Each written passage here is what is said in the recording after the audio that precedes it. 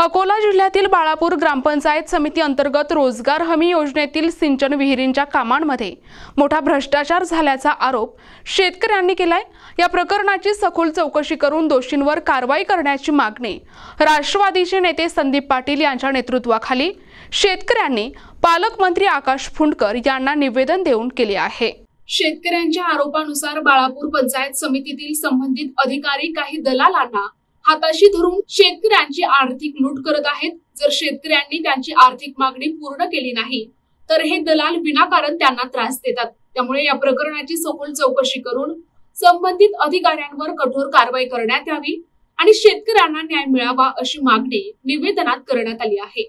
निवेदन देताना राजेश नळकांडे, मुरलीधर फुरंगे, अवजित नळकांडे, शुभम ठाकरे, अमोल नळकांडे, दादाराव पांडे, भाऊराव हिवराळे, गणेश इंगळे यांच्यासह अनेक शेतकरी उपस्थित होते।